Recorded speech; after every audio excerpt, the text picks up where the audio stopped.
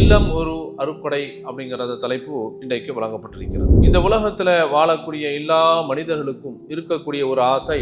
அப்ப வீடுகளுங்கிறது அது அல்லாஹ் தரக்கூடிய ஒரு அருள். அப்ப நம்முடைய சொந்த வீட்டுல நம்ம இருந்து ராகத்தாக இருந்து நிம்மதியாக இருக்கக்கூடிய இந்த சூழல் எங்கேயும் நீங்க பார்க்க முடியாது. இன்னைக்கு நிறைய வரன்களில், நிறைய பெண் தேடுகளில், ஆண் தேடுதல்களில் இந்த வார்த்தை இருக்கிறது.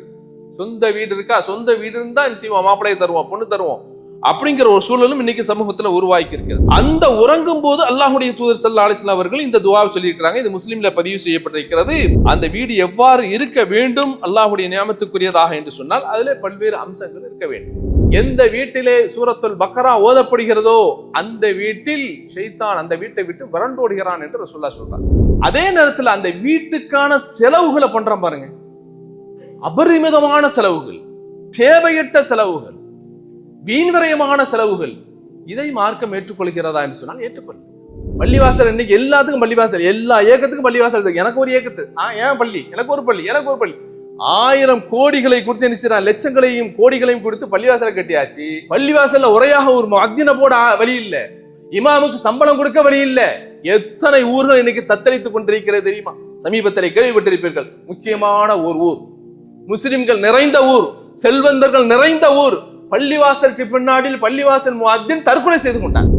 وعلى آل محمد كما صليت على إبراهيم وعلى آل إبراهيم إنك حميد مجيد اللهم بارك على محمد وعلى آل محمد كما باركت على إبراهيم وعلى آل إبراهيم إنك حميد مجيد.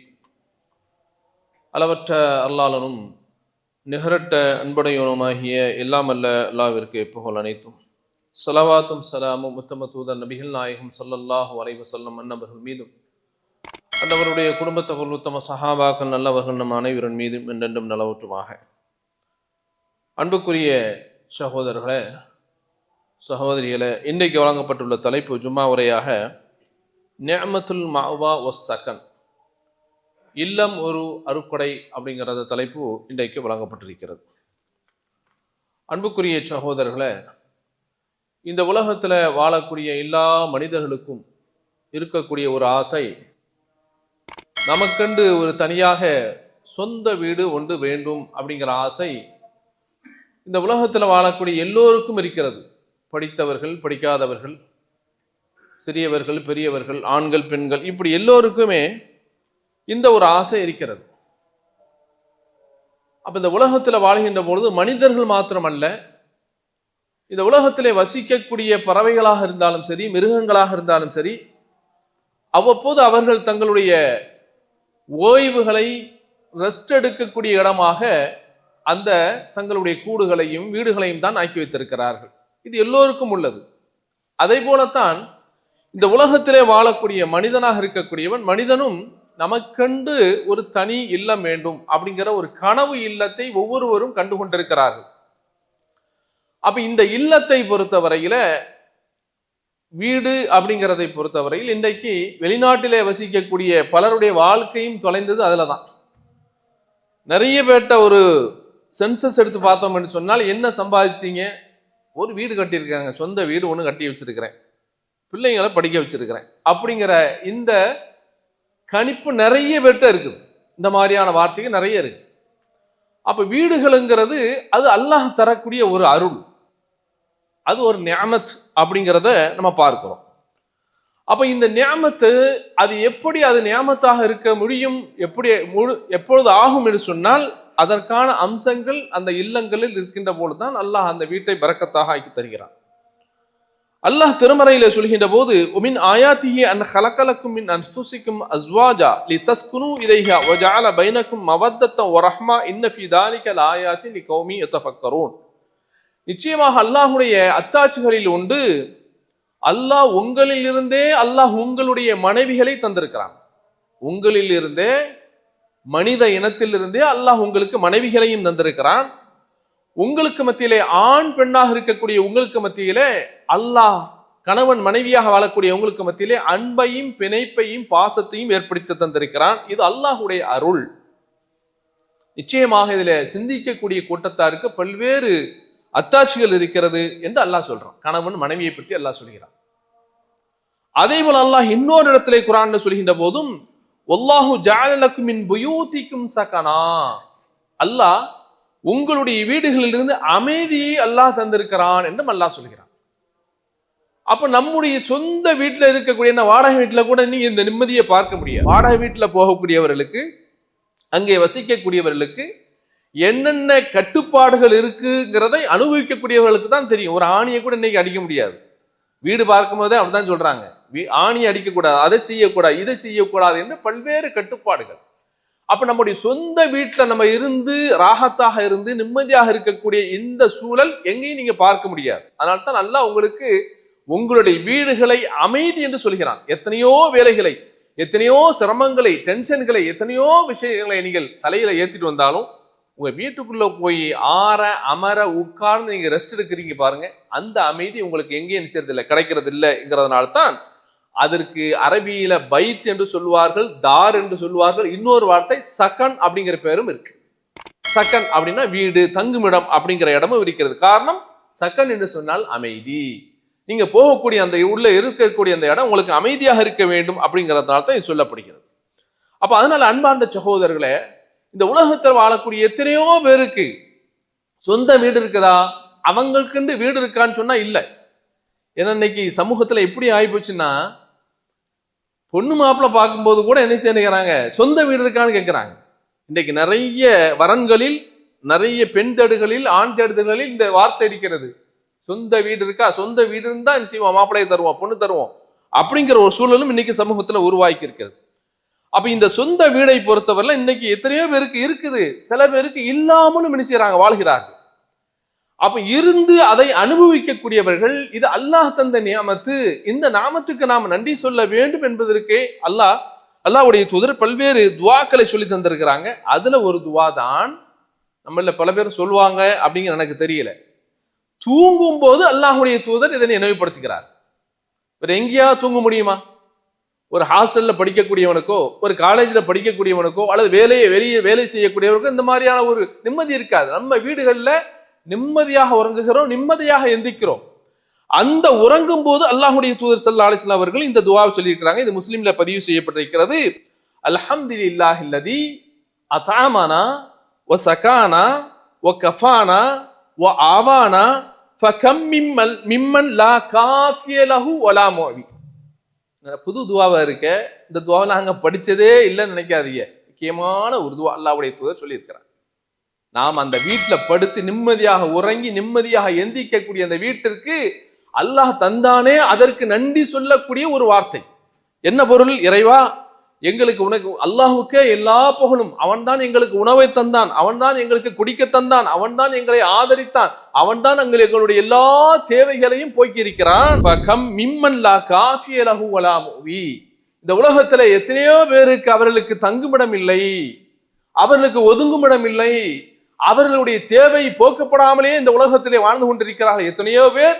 அதற்கு மத்தியில எங்களுக்கு ஒரு இல்லத்தை தந்து அங்க வசிக்க செய்திருக்கிறாயே நிம்மதியாக, அந்த அல்லாஹ்வுக்கே எல்லா புகழும் என்று படுக்கின்ற பொழுது அல்லாஹ்வுடைய தூதர் ஸல்லல்லாஹு அலைஹி வஸல்லம் அவர்கள் தூங்குகின்ற பொழுது என்ன செய்திருக்கிறாங்க, இந்த துஆவை ஓதியிருக்கிறார்கள் அப்படிங்கிற செய்தியை நம்ம பார்க்கிறோம்.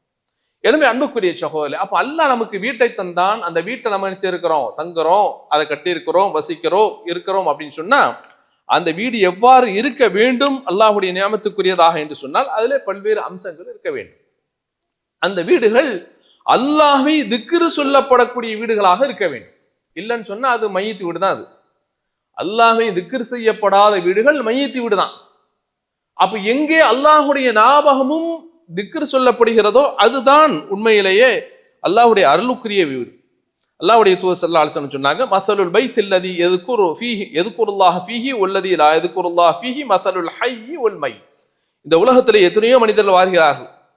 அப்ப அந்த வீடுகளை பொறுத்தவரையில் அந்த வீடுகள்ல எந்த வீடுகளில் அல்லாஹ்வுடைய திக்ர் ஓதப்படுகிறதோ, எந்த வீடுகளில் அல்லாஹ்வுடைய திக்ர் சொல்லப்படலையோ, அந்த ரெண்டு வீட்டுக்கு வித்தியாசம் உயிரோடு இருப்பவருக்கும் இறந்தவருக்கும் உதாரணம் என்று அல்லாஹ்வுடைய தூதர் ஸல்லல்லாஹு அலைஹி வஸல்லம் சொல்றாங்க. அப்படின்னு சொன்னா அப்ப வீடுகள் அல்லாஹ்வுடைய திக்ர் உள்ளதாக இருக்க வேண்டும். அடுத்ததாக அல்லாஹ்வுடைய தூதர் ஸல்லல்லாஹு அலைஹி வஸல்லம் இதையும் சொல்றாங்க. இது ஒரு முக்கியமான ஒரு விஷயம். வீட்டுக்குள்ள நுழைகிறோம் அப்படின்னு சொன்னா அப்படி நுழைகின்ற பொழுது சலாம் சொல்லி போங்க. வீட்டுக்குள்ள மனுஷன் இருக்கிறானோ, ஜின்னு இருக்குதோ, மலக்கு இருக்க, யார் இருந்தாலும் சரிதான், போகக்கூடிய நீங்கள் சலாம் சொல்லி வீட்டுக்குள்ளே நுழையுங்கள். இது ஒரு விஷயம். ஃபைதா தகல்தும் புயூத்தன் ஃபஸல்லிமு அலா அன்ஃபுசிக்கும் தஹிய்யத்தன் மின் இன்டில்லாஹ் முபாரக்கத்தன் தய்யிபா. நீங்கள் வீடுக்குள்ளே நுழைகின்ற பொழுது அல்லாஹ்வுடைய பரிசுத்தமான அந்த பரக்கத்தை கொண்டு நீங்கள் உங்களுக்கு சலாம் சொல்லிக் கொண்டே என்ன செய்யுங்க, நுழையுங்க. யாரும் இல்லாட்டாலும் சலாம் சொல்லுங்க, அது உங்களுக்கு பரக்கத்துன்னு அல்லாஹ் சொல்றேன். மனிதர்கள் இருக்கிறாங்கன்னா அவங்களுக்கு சலாம் சொல்லி அனுமதி கேட்டு போகணும். யாருமே இல்லாத வீடாக இருந்தாலும் அங்கேயும் உங்களுடைய சொந்த வீடாக இருந்தாலும் சலாம் சொல்லி கொண்டு என்ன செய்யுங்க, உள்ளே போகுங்கள் அப்படிங்கிற செய்தியும் அல்லாஹ் குர்ஆன்ல சொல்றான். அதே போல அல்லாஹ்வுடைய தூதர் ஸல்லல்லாஹு அலைஹி வஸல்லம் சொல்லும்போது ஒரு செய்தியை சொன்னாங்க. ஒரு அடியான் என்ன செய்கிற மனிதர் தன்னுடைய வீட்டுக்குள்ளே நுழைகிறார். அப்படி நுழைகின்ற போது அவர் முறையான துவாவை சொல்லிவிட்டு செய்கிறார்.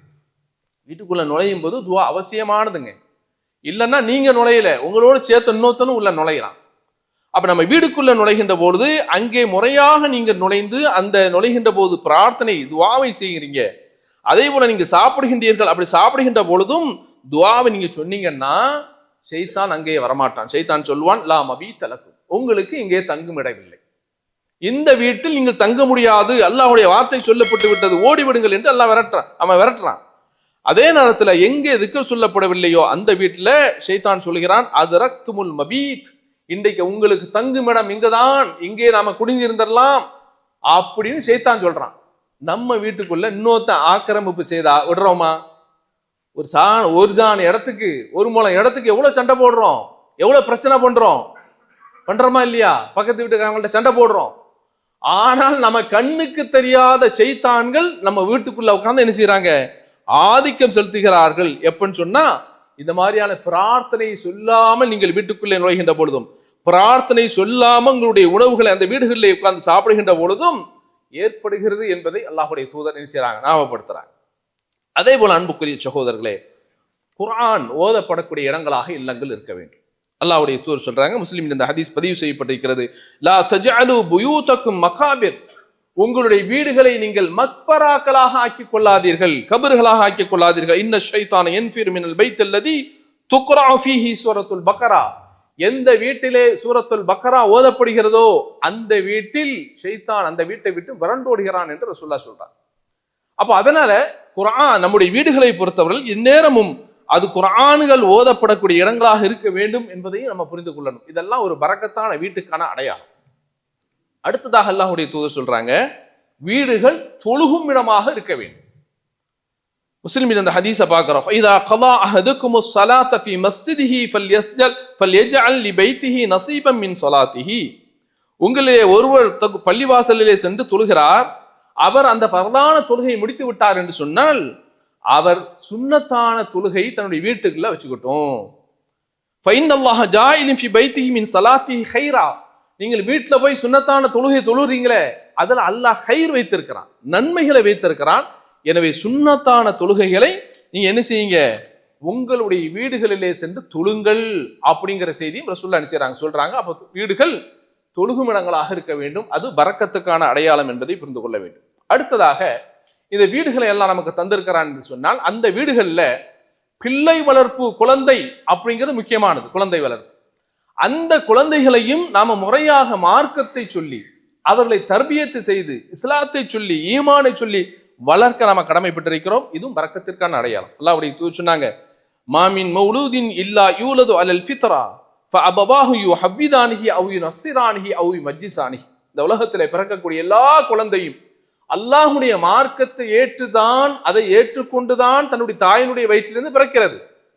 பிறக்கக்கூடிய அந்த குழந்தையை பெற்றோர்கள் தான் யூதர்களாக, கிறிஸ்தவர்களாக, அவர்கள் மஜூசிகளாக என்ன செய்றாங்க, ஆக்கி விடுகிறார்கள் என்று அல்லாஹ்வுடைய தூதர் ஸல்லல்லாஹு அலைஹி வஸல்லம் சொல்லக்கூடிய செய்திகளை பார்க்கிறோம். எனவேதான் வீட்டில் நம்ம வசிக்கின்ற பொழுது அந்த வீட்டில் அதிகமான இந்த பிரார்த்தனை நம்ம செய்ய கடமைப்பட்டிருக்கிறோம். வல்லதீன யகூலூன ரப்பனா ஹப் லனா மின் அஸ்வாஜினா வ ذُرِّيَّاتِنَا குர்ரத அயுனின் வஜஅல்னா லில் முத்தகீன இமாமா, இறைவா எங்களுக்கு தந்திருக்கக்கூடிய இந்த பிள்ளைகள், எங்களுக்கு அமைந்திருக்கக்கூடிய மனைவிகள், இவர்களை எல்லாம் எங்களுக்கு நீ கண்குளிர்ச்சியாக ஆக்கி தருவாயாக, இவர்களை நல்லவர்களுக்கு தலைவர்களாகவும் இவரை ஆக்கி வைப்பாயாக என்று நாம் துவா செய்ய கடமைப்பட்டிருக்கிறோம். அந்த துவாவையும் அல்லாஹ் குர்ஆன்ல சொல்லி தருகிறார்.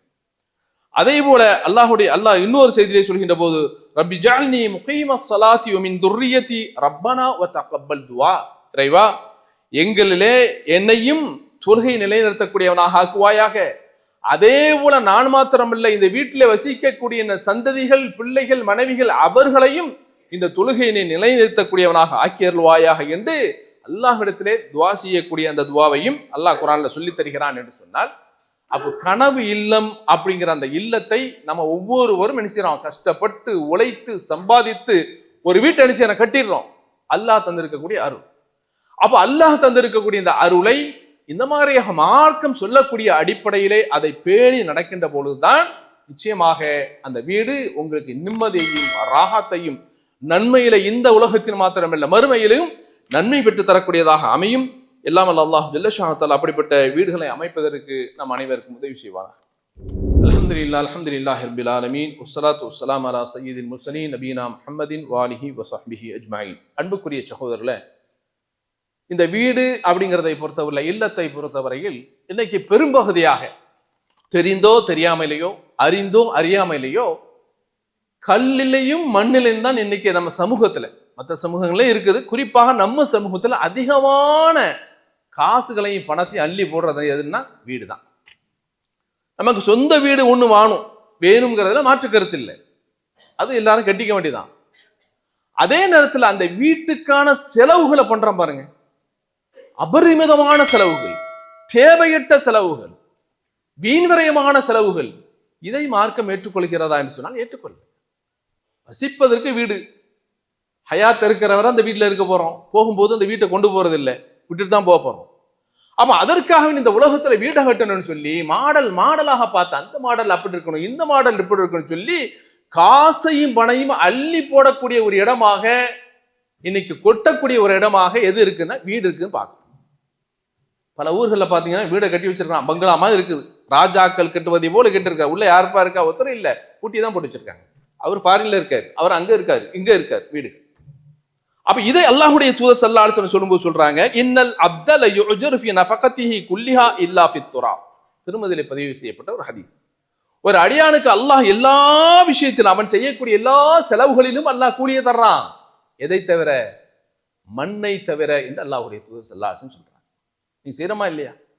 ஆடம்பரம், வீடு கட்டணுங்கிற பேர்ல ஆடம்பரமாக தேவையற்ற செலவுகளை கூடுதலாக செலவு செய்து ஒவ்வொன்றையும் செதுக்கி செதுக்கி செதுக்கி அதில் காசையும் பணத்தையும் அள்ளி போட்டு இன்னைக்கு என்ன செய்யறோம்?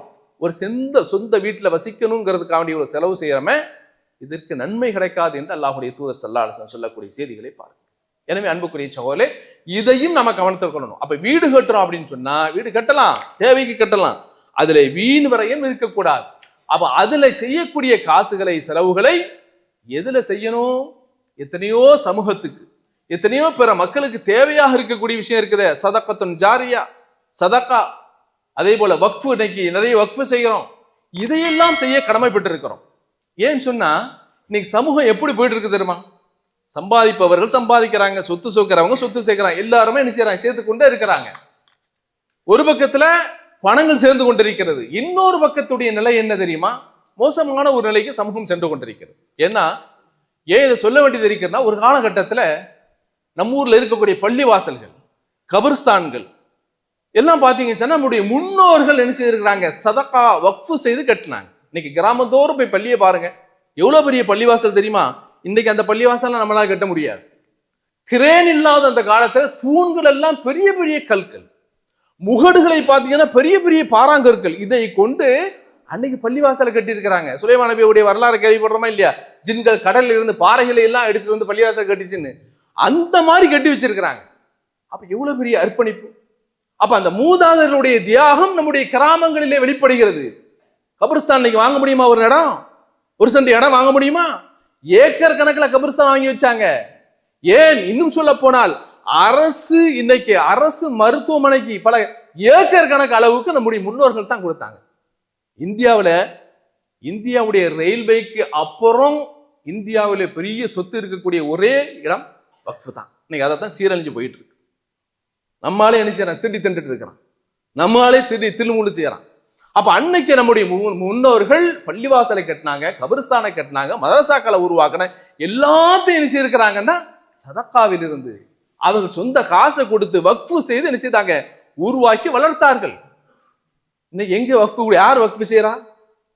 யார் வக்ஃபு செய்யறா? இல்ல, பள்ளிவாசல் இன்னைக்கு எல்லாத்துக்கும் பள்ளிவாசல், எல்லா இயக்கத்துக்கும் பள்ளிவாசல் இருக்கு. எனக்கு ஒரு இயக்கத்து ஏன் பள்ளி, எனக்கு ஒரு பள்ளி, எனக்கு ஒரு பள்ளி.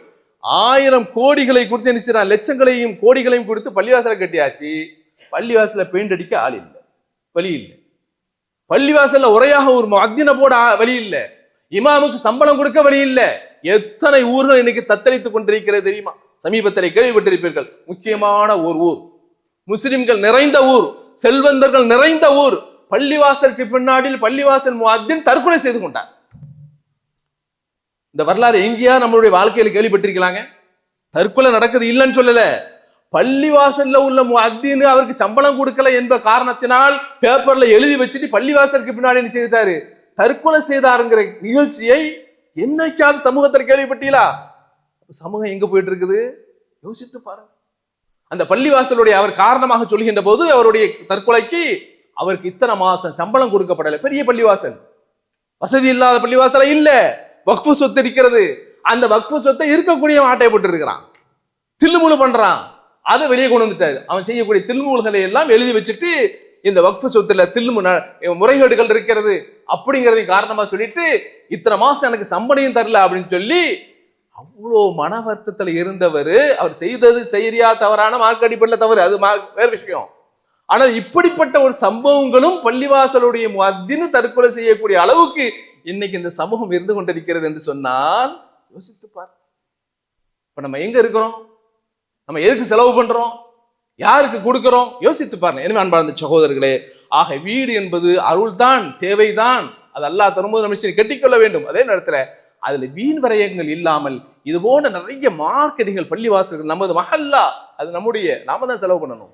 நம்ம மஹல்லாவில் இருக்கக்கூடிய மதரசாக்கள், பள்ளிவாசல்கள், அதுக்கு நாம தான் செலவு பண்ணுவோம். மார்க்க நிகழ்ச்சிகள், மார்க்க சம்பவம், அதுக்கெல்லாம் நாம தான் கொடுக்கணுங்க. அப்படி கொடுத்து வளர்த்தோம்னு சொன்னா அதுதான் மறுமை நாள்ல சதக்கத்துன் ஜாரியாக நினைச்சீங்க, மறுமை நாள்ல வந்து நிற்கும் என்பதையும் நாம் புரிந்து கொள்ள வேண்டும். எல்லாம் அல்லாஹ் ஜல்ல ஷஅனஹு அப்படிப்பட்ட நல்லவர்களாக நம்ம நைவன் ஆக்கியல்வானாக. வாஹதவான் அல்ஹம்துலில்லாஹ்.